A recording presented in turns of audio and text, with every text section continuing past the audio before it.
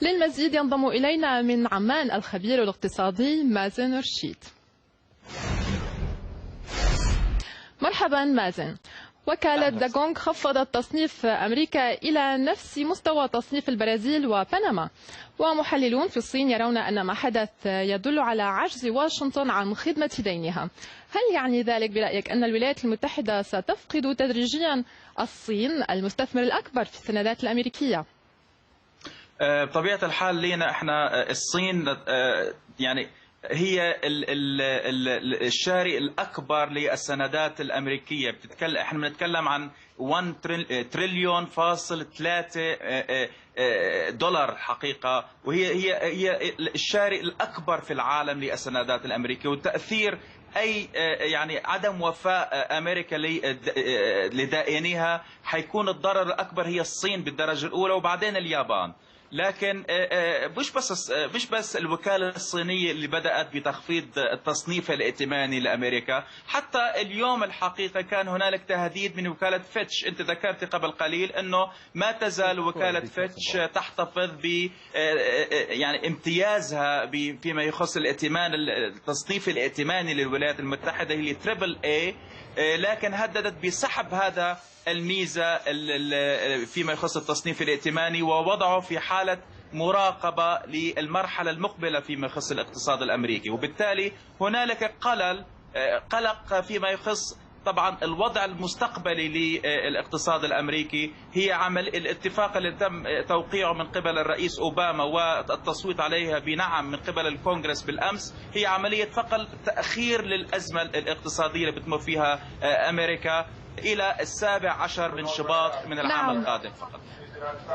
نعم مازن، كما قلت الاتفاق الذي تم التوصل إليه الآن في أمريكا مؤقت ولم تحل المشكلة بل تم تأجيلها. هل تعتقد أن الصين الآن في وضع يسمح لها بأن تصبح مصدر تحد للهيمنة الأمريكية؟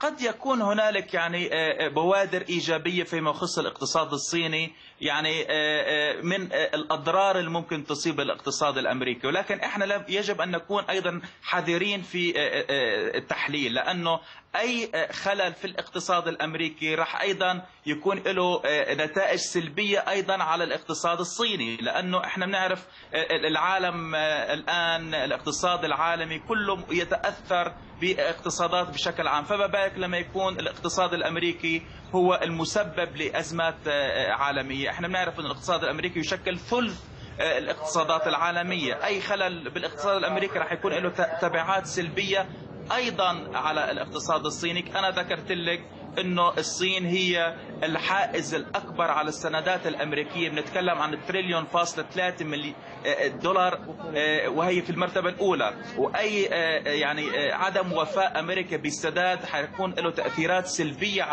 على الاقتصاد الصيني. نعم، سؤال أخير مازن، الحكومة الأمريكية برأيي وكأنها تستمر بإجراء التنفس الاصطناعي الاقتصادي المتأزم، تضخ الأموال وترفع سقف الدين. إلى متى سيستمر هذا الوضع؟